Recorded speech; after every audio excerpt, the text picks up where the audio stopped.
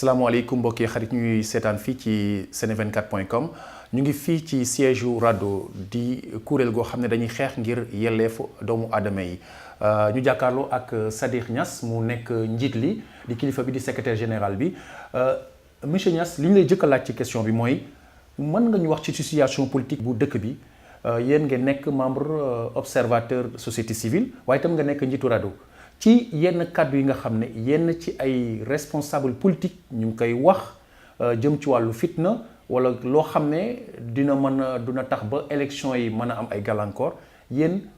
ban gis-gis la ci am. waaw jërëjëf monsieur Ndoye ñun suñu gis-gis ci mbir moomu mooy que classe politique yi bi Sénégal dañoo nekk ci période boo xam ne nii période bu difficile la bu jafe te loolu li ko waral. mooy ñàkk waxtaan ci seen biir ñàkk am kàddu bu ñuy déggoo ñoom ñi nekk ci nguur gi ak ñi nekk ci opposition bi loolu yàgg nañ ko ñaawlu ci seen biir depuis ay années avant élection législative yi gis nañ mu am rupture boo xam ne nit ñi waxtaanatuñ seen biir waxtaan bu sincère ba nga xam ne lii tey am mënoon nañ ko moytu bu ñu teeloon a teg waxtaan bi ñu waxtaanee ko ci mbàllum parrainage bi nga xam ne yem nañu bëri tey ñoo xam ne bokkuñ ci élection yi ndax dañ leen éliminer ci parrainage bi te parrainage bi loi la boo xam ne nguur gi daf ko wote assemblée waxtaanu ci ak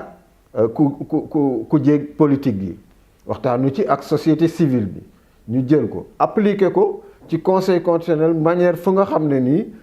vraiment dafa xaw a doy waar ni ñu ko appliquer ba nga xam ne dafa nekk sax li ñuy wax élimination ba nga tey mi ngi nii juróom rek moo ci des te ñaar fukk ak juróom-ñaar ñoo déposé woon seen parrainage ñaar fukk ak juróom yëpp dañ leen a mujj dàq ci alors ci parrain yi ci parrainage bi. moo am tamit ay dossiers yoo xam ne dafa nekk dossier lu ñuy wax politico juridique mooy affaire Khalifa Sall affaire Karim Wade am nañ dossier justice. mais dafa mel dañ jaarale waale ci justice boobu ay pexe pour dàq leen ci processus bi ñoom dootuñ mën a nekk candidat loolu yëpp dafa indi ay tension ci biir acteurs yi ba tey boo ko déggee discours bu ñuy tenir dafay xaw a génne tension boobu ñii di woote ay naan dañuy recruter ay nit pour ñu xeex ci ñu aar seen bopp wala ñuy xeex di attaquer ay yeneen nit attaqué fi ay parti politique attaqué fi seen ay bureau di attaqué wante ci seen biir loolu dafa nekk loo xam ne ñun ñu ngi koy ñaawlu te day indi violence ci réew mi te lépp luy indi fitna ci réew mi wala muy gàllankoor élection yii ñun ànduñu si maanaam lépp dañ ko war a teg ci yoon nga xam ne ku nekk boo yoree sa carte électeur nga def ko fu nga ko war a def bu ñu voté ba pare alors ki gagné ñu xam ne moo gagné ki gagné ñu félicité ko ñu dem liggéeyi loolu la ñu bëgg ñu bañ a topp violence bi yenn discours yi ñu moytu ko te ñu xam ne ëllëg dañuy des ci réew mi ñun amuñ feneen fu ñuy dem munuñ génn réew mi donc ñu moytu violence bi moytu fitna ndax fitna baaxul ci réew. RADDHO di kuréel goo xam ne dañuy xeex ak yelleefu doomu aadama ngeen mas a bokk ci élection yi nga xam ne am na ci Sénégal at yi passé yëpp. maanaam yan matukaay ngeen jël pour maanaam élection yi mën a jaar ci yoon waaye ma am benn fitna ngeen itam ndax am ngeen ay nit yu leen teewal ci gox yi ak goxam yi. waaw loolu moom dëgg la RADDHO moom élection bu jotee toujours dañuy am taxawaay buñ ci taxawee moo tax bii yoon tamit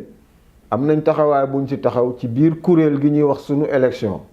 sunu élection dañoo am ñaari junney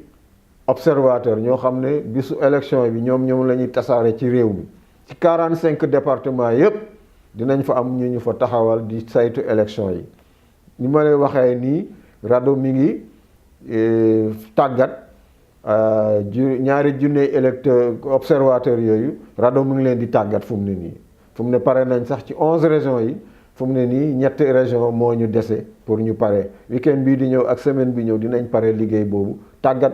ñi nga xam ne ñoo war a saytu élection yi bisu élection yi ñu séddale leen ci biir réew mi ñu dem pour le moment sax am na 45 yoo xam ne déjà ñoom ñi ngi sur place ñooñu depuis 3 mois ñoom ñi ngi xool naka la mbir yi tëddee foofu naka la ñuy préparer nit ñi ndax ñi ngi jël seen carte yooyu yëpp ñu ngi koy saytu buñ ko defee nag ba élection yi passé ñun dinañ def suñu rapport wax ak presse bi wax leen lu ñu gis ci élection yi jaar na yoon wala jaarul yoon bu ñu amee ay tegtal yu ñuy tegtal aussi pour ñu jubbanti yenn gàllankoor yi ak rëq-rëq yi ñu def ko RADDHO aussi am na beneen kuréel bu ñuy wax WANEP moom ñi ngi ci tamit boobu moom affaire violence rek la ñuy toppatoo foo xam ne am na fitna dinañ fa dem xool ko xool ndax ban taxawaay lañ si mun a taxaw bu dee mun nañ ko faj ñu faj ko bu dee munuñ ko faj aussi dinañ ko tënk ci suñ rapport bi ñuy nar a def. mbirum fichier électoral doon loo xam ne mën naa wax ne chaque élection mu doon loo xam ne ñàkk déggoo la ci opposition bi ak ñi nga xam ne ñoom ñooy état bi rawatina ñoom ñooy mouvance présidentielle bi ndax société civile bi ñu ngi maanaam xalaat ci yan matukaay la ñu war a jël ba mbirum fichier dootul nekk maanaam jafe-jafe ak waxtaan loo xam ne toujours mu nekk ñàkk déggoo ci seen biir. loolu dëgg la moom da ngay gis ne élection bu ñëw rek nit ñi waxu fichier yàgg nañ ko nag depuis élection bi ñoo wax ay boîte noire ak ñu ne lii ñeenti fichier juróomu fichier moom dafa nekk problème mu élection Sénégal moo tax ma ne li nga wax dëgg la war nañ toog ñu xalaat pexe bu ñuy def ba nga xam ne élection yii di ñëwati buñ fi waxati waxu fichier dañ ko dépassé mais nag fichier bi il faut que tamit ñu def ko mu transparence ñu ñëpp jot si ñëpp mun ko saytu société civile ak ñi nga xam ne ñooy parti politique yi ñuy am accès ci fichier bi fu ñu mun di toll ñu koy mun di xool nu ñu koy jubbantee xool ndax liñ ci def ak li am ndax méngoo na am déet tey jii jox nañ fichier bi candidat yi juróomi candidat yi ñoom tamit ñi leen di toogal ci bureau de vote yi war nañ mun a toog def liggéey boo xam ne xool fichier bu ñu leen jox ñu comparer ko ak bi nga xam ne mooy liste électeurs yi ñuy taf ci bureau de vote yi ndax benn la wala du benn bu dul benn ñu signaler ko ci teel bu dee benn la ñu xam ne fichier bu ñu leen jox ak bu nekk ci bureau yi benn la loolu saytu boobu ñoom dañ ko war a def ñi nga xam ne ñu ngi ci société civile ñun tamit ñu jàppale leen si ba nga xam ne fichier bi dina mën a jaar ci yoon te buñ ci génnee ci élection yi ñu fexe noo xam ne dinañ def pexe boo xam ne nit ki fu mun di toll war na mun a am accès ci fichier bi muy parti politique muy société civile pour ñu bañ a amati coow boobu muy bañ a ñëwati ci Sénégal tout le temps bu ñuy élection rek waxu fichier dafay ñëw ñun société civile sax ay yàgg nañu proposer ñu defal leen audit certifié mos defoon nañ ko fi ci élection 2012 yi ba nga xam ne dañoo certifié xool ndax fichier bi baax na wala baaxul ba wax ci sunu xalaat bi yoon waxoon nañ ne nañ ko def waayante amuñu si ndogal effectivement mayuñu occasion pour ñu def ko wante bu paasee war nañu mun a toog ñu saytu ko ba mu leer ñu signé ne bii fichier moom baax na balaa luñ ci yokkati mooy changement yu ndaw rek ba nga xam ne élection bu ñëwatee kenn dootu waxati waxu fichier loolu moom war nañ ko romb léegi. en tant que secrétaire général bu RADDHO mën nga ñu wax message bi nga xam ne mën nga ko lancer en tant que kuréel guy xeex ngir yelleefu doomu aadama nga jëmale ko ci citoyen yi. citoyen moom lu ma leen di wax ci élection yi mooy nañu taxaw fagaru ku ci nekk wala ngay nekk fii di wax di xuloo ko xeex nga dem xool ba xam jot nga sa carte boo ko jotul nga jëli sa carte xool sa bureau de vote bu dee carte électorale bi dañ ko changé sa bureau changé nañ ko war nga ko toppatoo balaa élection yi nga xam yow sa bureau fan la moo gën nga toog ba bis ba ngay wër doo xam fooy voté loolu la ma leen koy ñaan ñu def ko bu bisu vote ba jotee ñu dem voté ci jàmm ak ci salaam ku nekk sànnil carte ku nga bëgg ku nga xam ne moo la doy nga xool discours bi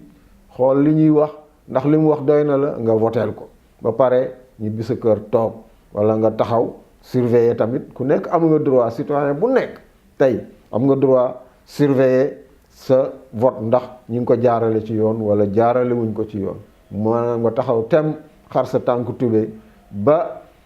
tamit ñi nga xam ne dañ bëgg a indi fitna nga taxaw tem jàkkaarloog ñoom ñu bañ fi indi fitna ci réew mi koo xam ne nii fitna moo la tax a jóg nit ñi nañ la dumóoyu koo xam ne nag élection moo la tax a jóg ñu may la sa àq ak sa yelleef mooy nga woteel ku la neex ci jàmm ak salaam loolu daal laay ñaan nit ñi ñu def ko. jërëjëf monsieur Sadikh Niass ñu fàttali ne mooy secrétaire général bu RADDHO di rencontre africaine pour la défense des droits humains ñu doon ko dalal fii ci Sene24.com jëmoon ci wàllu élection yi nga xam ne ñooy élection présidentielle 2019 yi te ñu ci ñaan itam Sénégal li nga xam ne jëm na ci élection yooyu mu jaar yoon am nekk ci transparence ak apaisement merci monsieur Sadikh Niass. merci monsieur Ndoye. merci jërëjëf merci.